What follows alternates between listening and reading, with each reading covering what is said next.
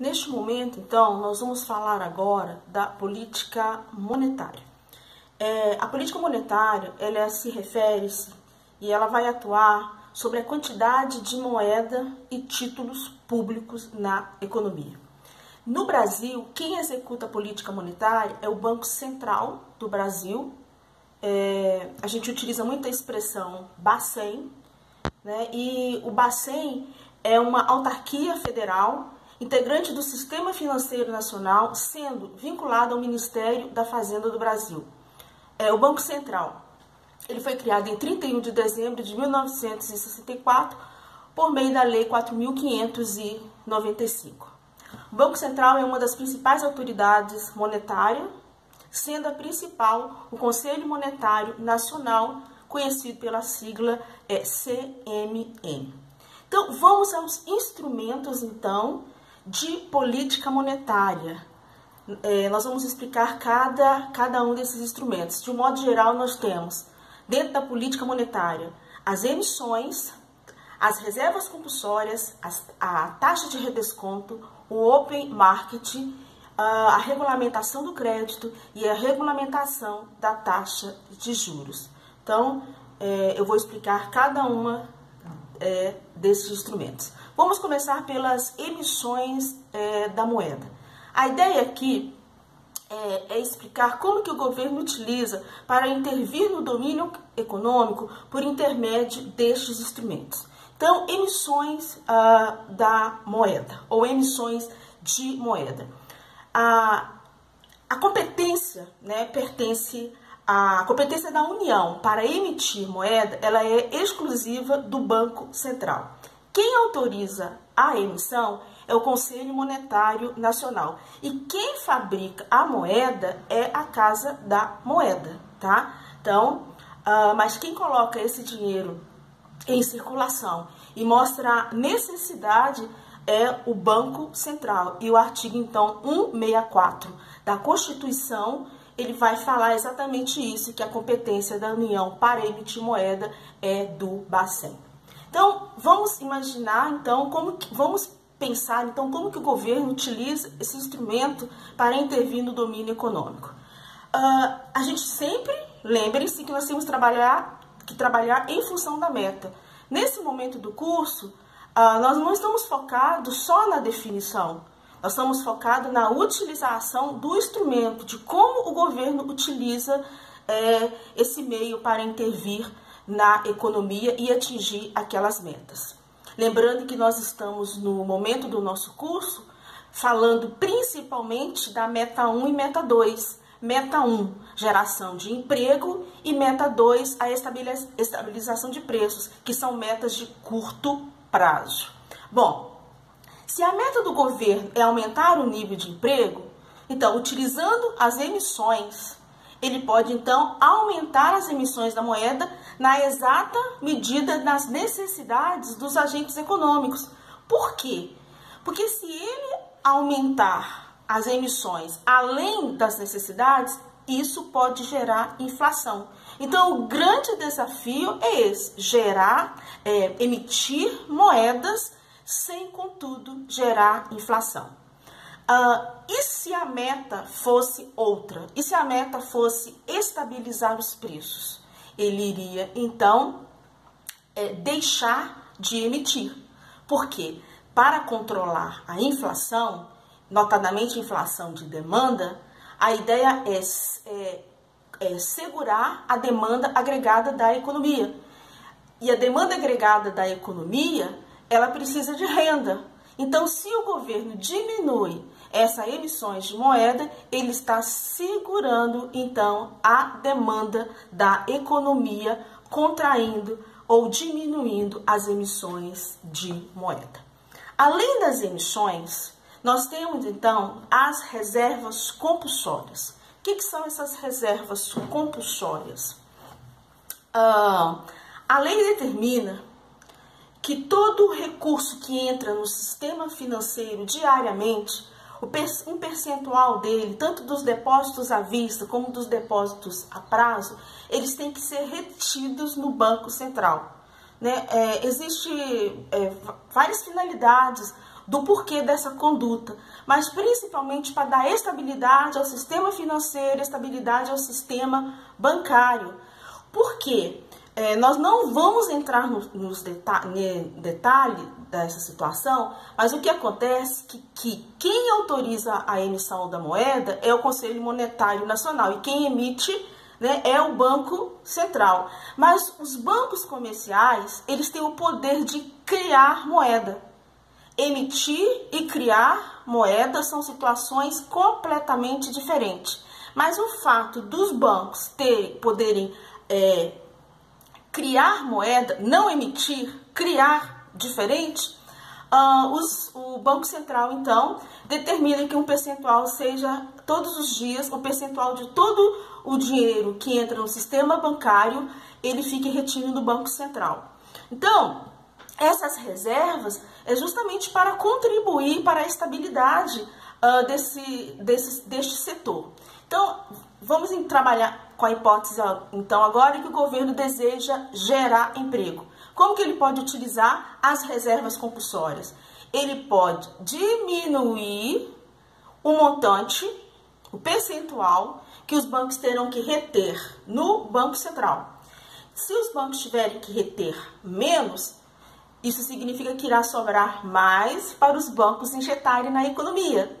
E aí, conforme a meta, para gerar emprego. Mas e se a situação for a outra meta?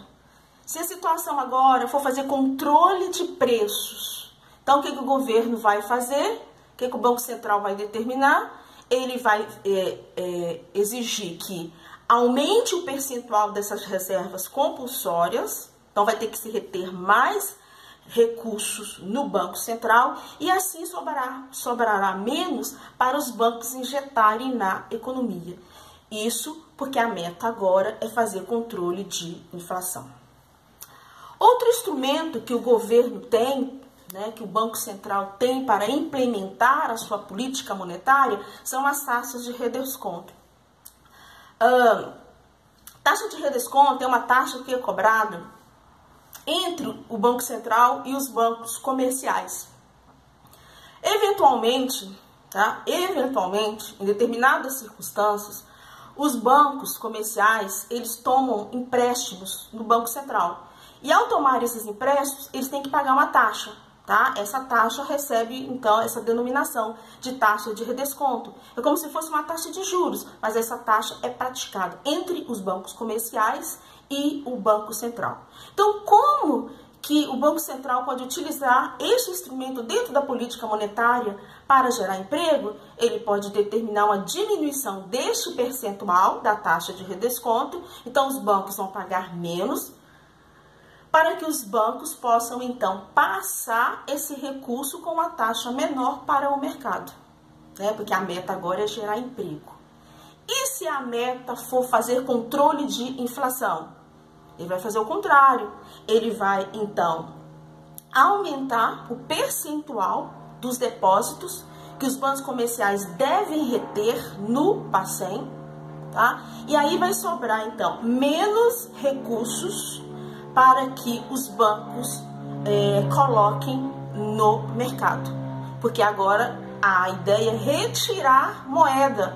A ideia agora é contrair a demanda agregada para diminuir a pressão sobre a oferta da economia e assim promover a diminuição do nível geral de preços.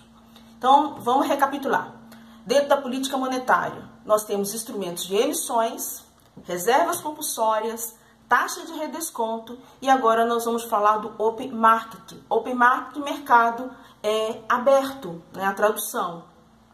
O governo também, ele pode alcançar as metas por intermédio desse Open, desse mercado aberto. Então, o que é esse mercado?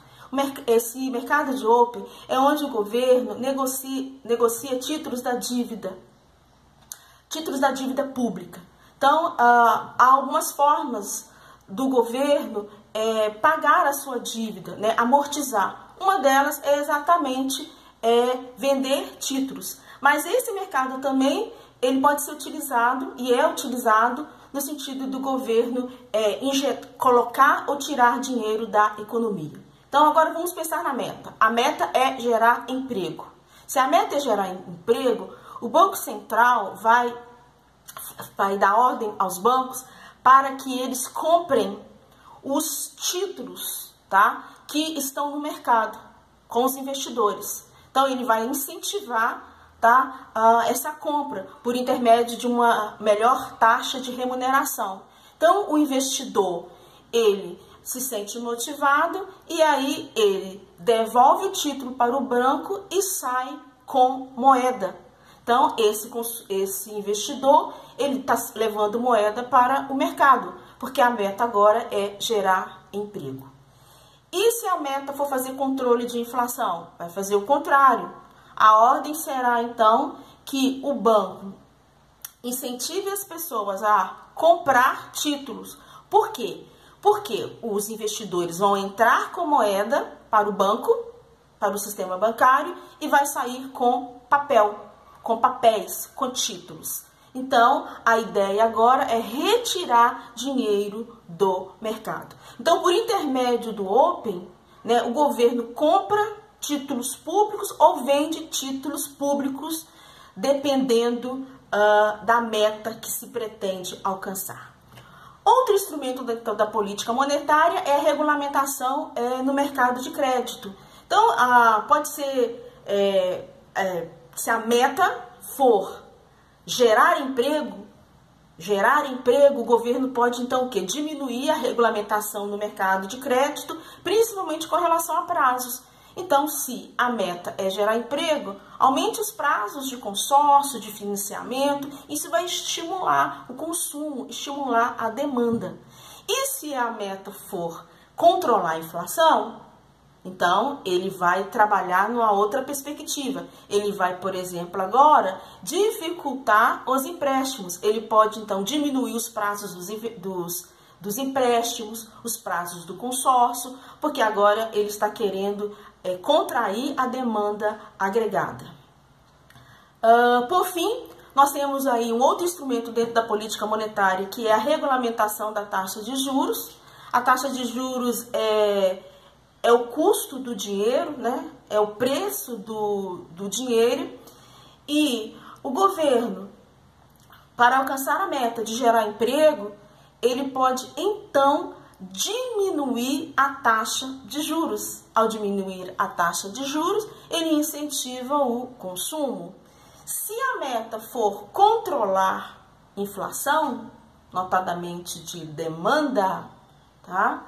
Ele vai, então, aumentar a taxa de juros, porque agora ele quer inibir consumo, sempre na mesma perspectiva de diminuir a pressão da demanda agregada sobre a oferta agregada. Precisamos sempre ficar atentos que esses instrumentos, eles são inspirados dentro do pensamento do Keynes, que o governo deve intervir em momentos de crise. Então, são intervenções de curto prazo. Imagina aquela situação em que o governo utilize por muito tempo uma política monetária expansionista de colocar dinheiro no mercado por intermédio desses instrumentos. Olha, ele pode gerar inflação. Essa intervenção pode gerar inflação. E o contrário, imagine que o governo agora esteja retirando moeda do mercado, ele esteja contraindo o consumo. Ora, uma política dessa no médio e no longo prazo pode gerar recessão. Então, essas políticas, essas intervenções são de curto prazo. Elas não podem ser utilizadas por muito tempo, porque o efeito delas pode ser um efeito negativo na economia.